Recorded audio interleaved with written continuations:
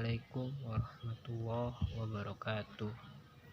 Alhamdulillah nahmaduhu wa nasta'inuhu wa nastaghfiruh wa na'udzu billahi min syururi anfusina min sayyiati a'malina may yahdihillahu fala mudhillalah wa lam yudhlil fala hadiyalah.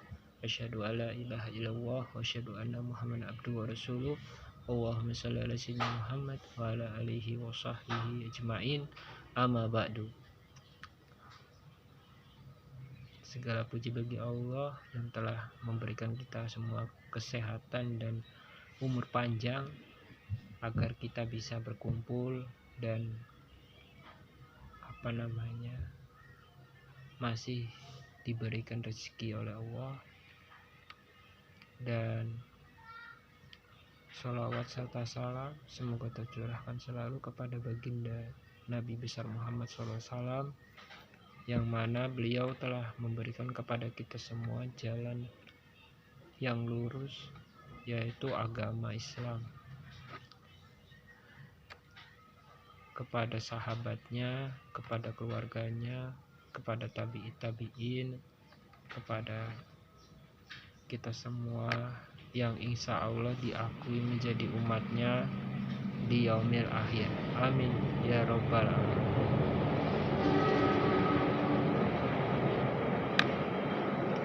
Keutamaan ahli hadis. Pada kesempatan pada hari ini kita akan membahas keutamaan ahli hadis. Dan saya mengambil referensi dari kitab Jawahir Al-Bukhari, karena sesungguhnya saya sangat mengidolakan Imam Al-Bukhari, karena beliau seorang pembelajar yang lumayan terkenal di Timur Tengah dan seluruh dunia juga. Dan beliau adalah orang yang hidupnya diabdikan diri mengabdi kepada ilmu. Maka dari itu saya sebagai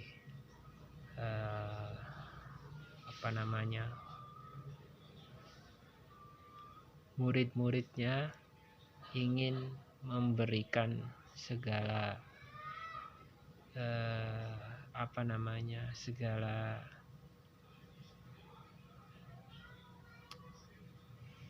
petuah dan nasihatnya kepada semua para jamaah dan para sahabat-sahabatku yang berada di luar sana, bahwa kita harus seperti Al-Imam Al-Bukhari dalam belajar, dan keseriusan serta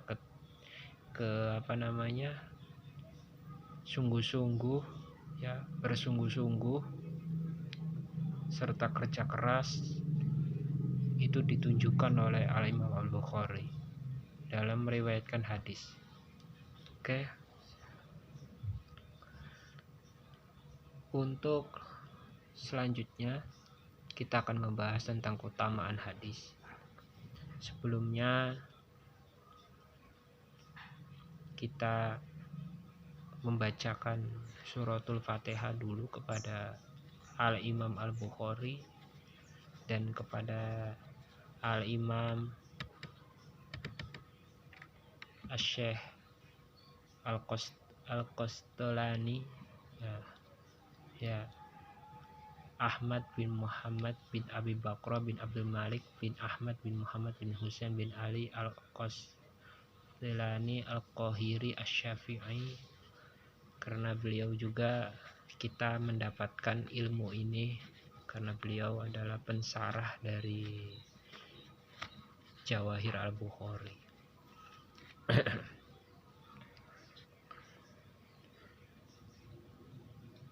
Wa maghfirahum warhamhum. Al-Fatihah. A'udzu billahi minasyaitonir rajim. Alhamdulillah arrahmanir rahim. Ya. Syaratul jannah. Waladul. Amin. Selanjutnya marilah kita bersama-sama mendengarkan dan menyimak apa yang saya sampaikan. Saya memohon maaf sebelumnya apabila perkataan saya banyak kekurangan di dalamnya, karena sesungguhnya saya masih belajar. Yang pertama, keutamaan ahli hadis. Saya senantiasa mengharapkan pertolongan dan kejelasan dari Allah, Tuhan yang Maha Agung. Kepadanya saya memohon taufik dan ridhonya. Diriwayatkan dari Ibnu Mas'ud, ia bercerita Rasulullah SAW bersabda, yang artinya, semoga Allah menjadikan ceria orang yang mendengar ucapanku, lalu ia menghafal, memahami, dan menerapkannya. Berapa banyak orang yang membawa fikih menyampaikan kepada orang yang lebih mengerti darinya. Artinya, keceriaan dan kegembiraan, kebahagiaan yang dipancarkan oleh Rasulullah adalah ketika dia melihat umatnya itu menyampaikan apa yang dia ucapkan, baik itu berupa fikih, baik itu berupa akidah, baik itu berupa hadis, itu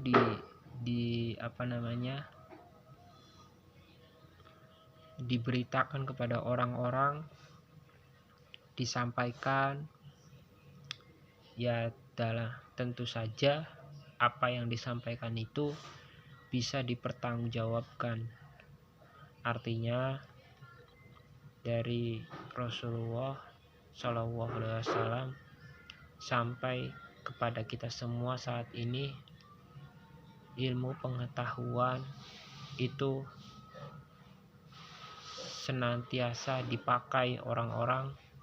Seperti ilmu fikih itu dipakai orang-orang untuk beribadah, ilmu akidah dipakai untuk seseorang yang sedang mengalami depresi atau gangguan jiwa, ataupun seseorang yang sedang berputus asa dari Allah, maka akidah menyelamatkan mereka dari kegelapan pemikiran dan kegelapan perasaan. Terus hadis adalah menyelamatkan kita dari fitnah yang diberitakan orang-orang. Kita menyelamatkannya dengan hadis. Jadi hadis menyelamatkan kita dari fitnah orang-orang yang membenci Rasulullah. Terus fikih menyelamatkan kita dari masalah ibadah, masalah praktik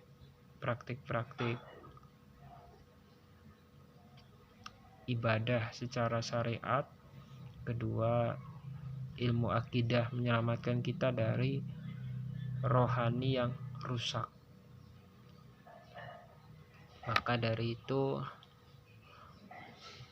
kita harus bisa mendalami, mengaktualisasikan, bukan hanya mendalami ilmunya, akan tetapi mengaktualisasikan lewat tindakan sehari-hari.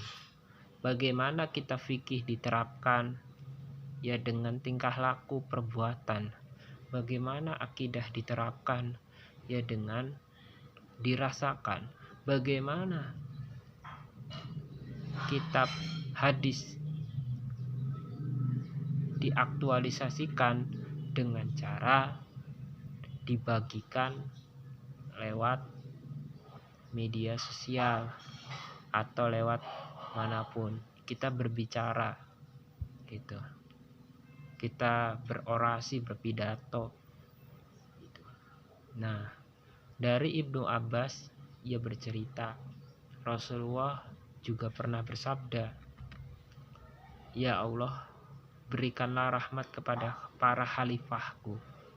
Kemudian kami bertanya, ya Rasulullah, siapakah khalifah yang engkau maksud itu? Dengan beliau menjawab, yaitu orang-orang yang meriwayatkan hadis-hadisku dan mengajarkannya kepada umat manusia. Nah, jadi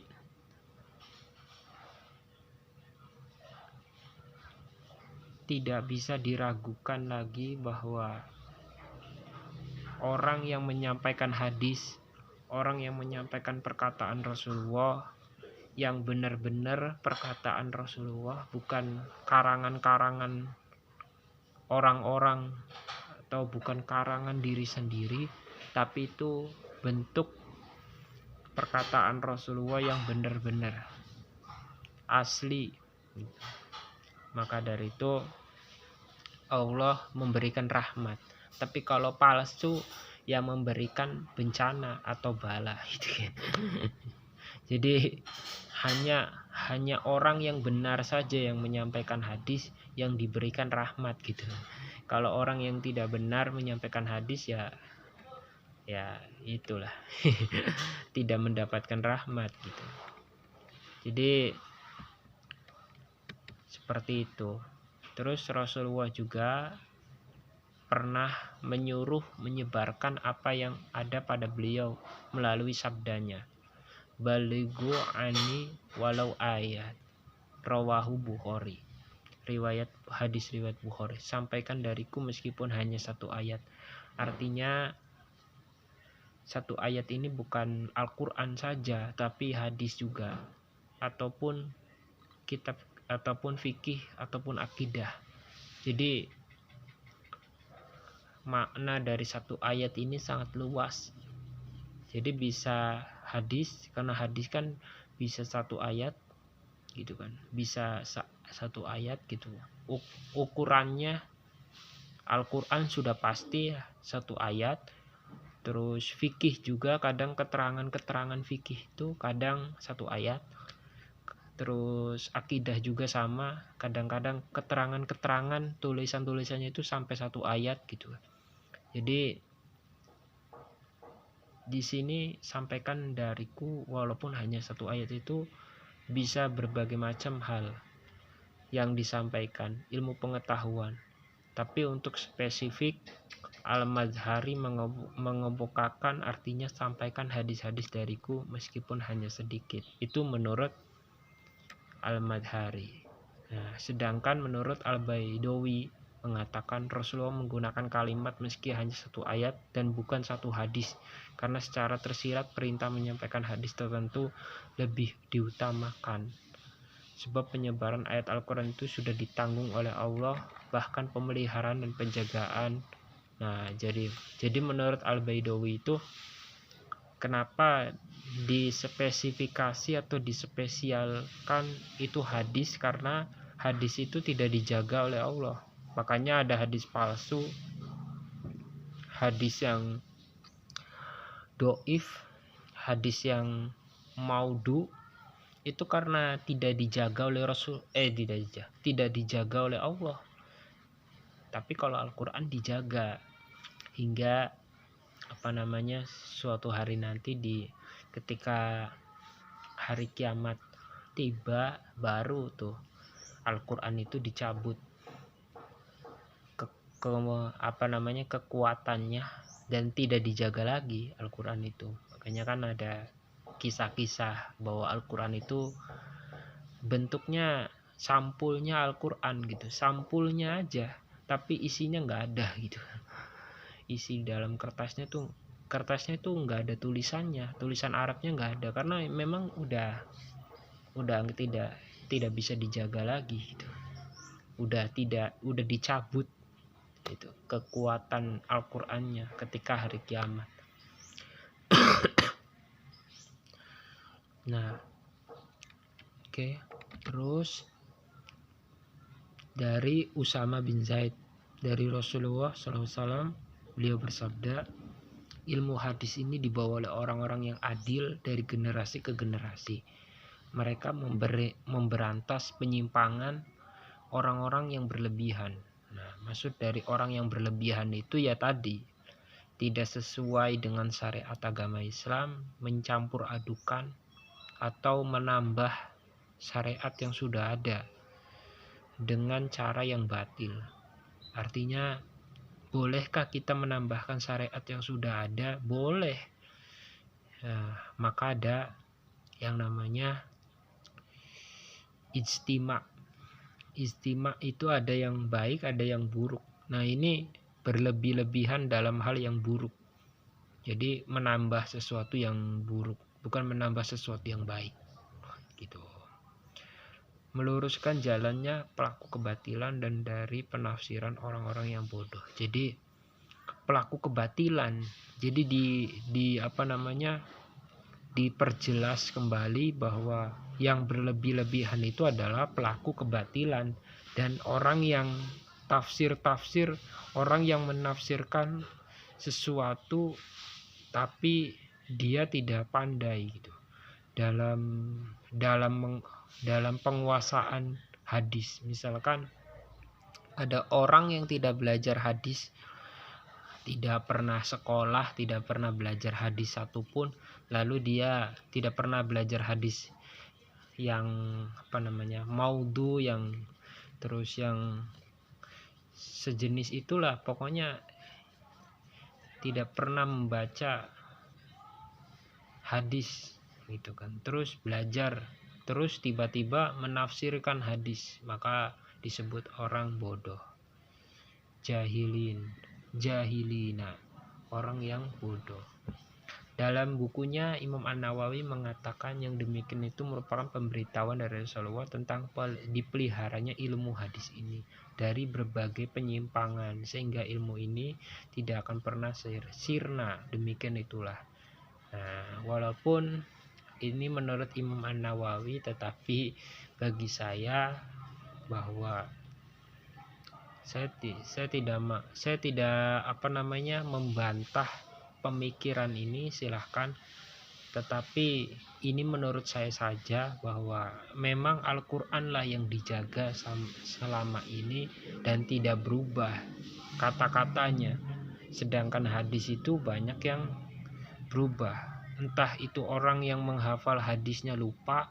Pernah suatu kali cerita Imam Al-Bukhari bertemu dengan salah seseorang yang menghafal hadis, lalu dia mendengarkan hadis, besoknya lagi datang lagi ke situ sampai 3 kali dan berubah-berubah hadisnya.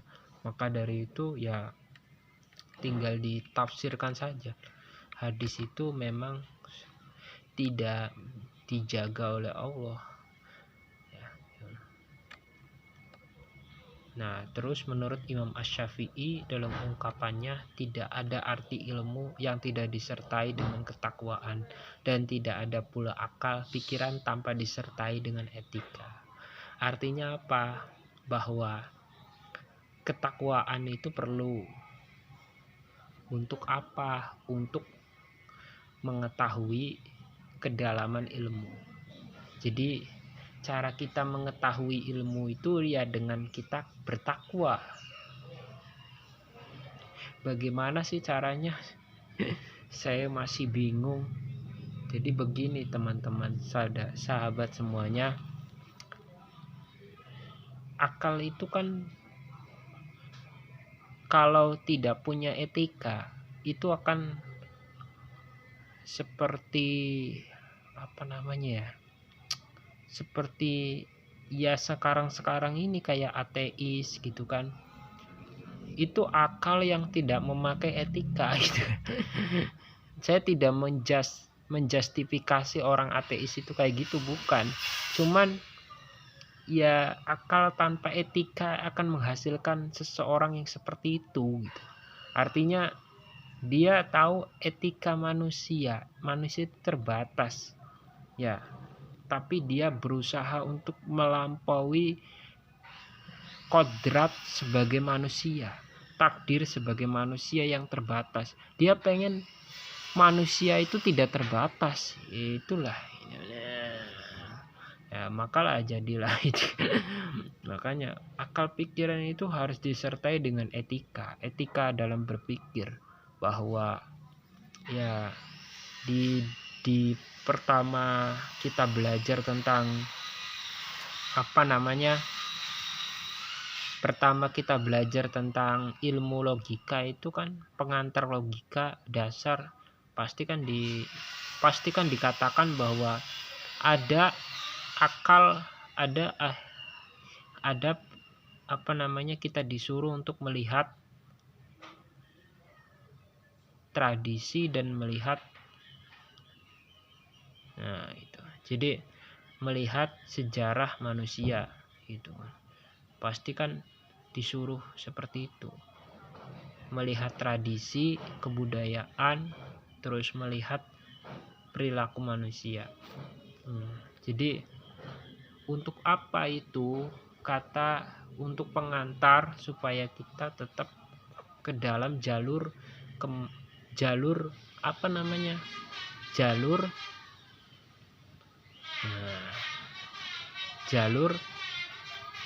etika. Jadi satu, ada yang namanya tradisi. Dua, yang namanya itu ketuhanan. Jadi tradisi dan ketuhanan itu pengantar logika pertama yang saya belajar itu halaman pertamanya itu tentang itu. Jadi ada yang namanya percaya dengan roh, percaya dengan gaib gitu kan. Yang kedua itu tradisi, bahwa ketika pohon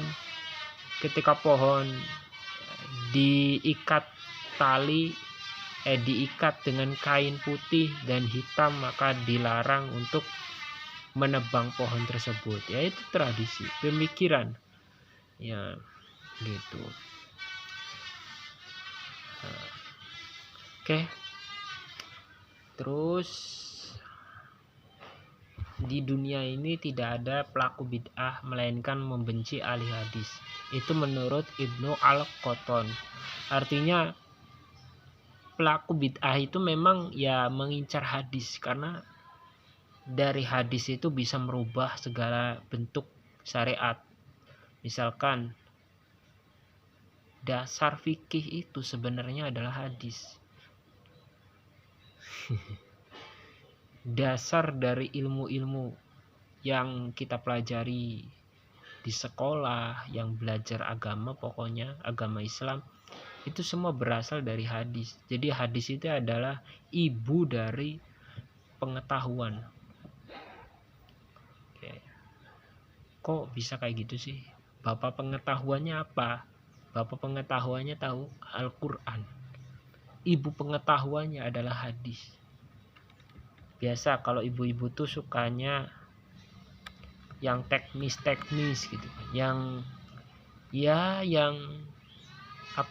serba praktek pun enggak, serba praktis. Kalau bapak-bapak kan sukanya ya berfilosofi konon kah.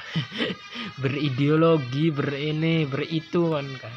Ya, pokoknya berpikir jauh sekali gitu kan. Gitu. Ya, saya tidak menjudgment perempuan tidak bisa perempuan juga, cuman biasanya laki-laki yang mendominasi. Oke. Di antara kemuliaan ahli hadis adalah apa yang diriwayatkan Abdullah bin Mas'ud. Rasulullah pernah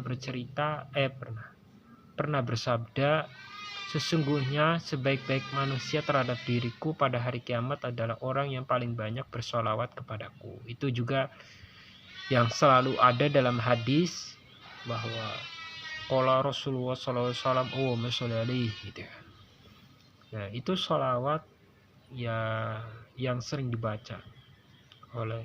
Nah, dalam kitabnya Sahih Ibnu Hibban mengatakan di dalam hadis tersebut terdapat penjelasan yang benar dan gamblang, karena memang di antara umat ini tidak ada orang yang bersolawat lebih banyak melebihi para ahli hadis.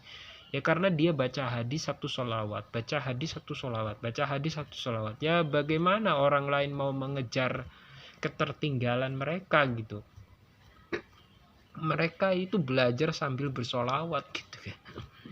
Maka dari itu ya benar kata-kata Ibnu Hibban bahwa ya orang-orang yang belajar hadis itu ya dia sekali buka hadis baca sholawat, baca hadis baca sholawat, baca hadis baca sholawat. Jadi sekaligus baca hadis ditambah baca sholawat. Abu Yaman bin Asakir mengemukakan, ya, Allah Subhanahu wa taala telah menyempurnakan nikmatnya atas mereka yang dengan dianugerahkan fadilah yang benar, yang besar tersebut. Mereka itulah orang yang paling baik kepada Nabi mereka Muhammad SAW, karena mereka senantiasa bersolawat setiap saat, baik ketika sedang di dalam majelis, pada saat sedang bermuzakaroh, atau pada saat menyampaikan hadis, atau ketika sedang belajar. Insya Allah mereka inilah kelompok yang selamat. Gitu. Jadi ada golongan-golongannya ini. Pertama itu ketika mereka bersolawat setiap saat, itu golongan pertama. Kedua muzakaroh. Ketiga pas menyampaikan hadis, artinya pas kita pas kita dengerin khutbah khutbahnya Nabi, itu kita termasuk gitu. Ketika sedang belajar, nah iya, ya kan, ketika sedang belajar, baik belajar Al-Quran, belajar hadis gitu kan, insya Allah mereka inilah kelompok yang selamat. Jadi semoga kita termasuk ke dalam golongan orang-orang yang selamat, amin ya rabbal alamin. Nah, oke. Dan selesai. Jadi keutamaan hadis sangat besar. Jadi teruslah menyampaikan hadis kepada siapapun, terlepas dari kebodohan dalam dirimu. Sampaikan apa yang benar. Tentu saja sampaikan lewat kitab yang menjadi referensi. Jadi jangan keluar dari koridor referensi buku-buku, kitab-kitab, jangan. Kalau kamu merasa kamu bodoh, dan setiap manusia itu tidak ada yang merasa dirinya pintar gitu. Dan ketika kamu merasa dirimu bodoh, ya sudah, baca dan sampaikan apa yang kamu baca. Terima kasih. Wassalamualaikum warahmatullahi wabarakatuh.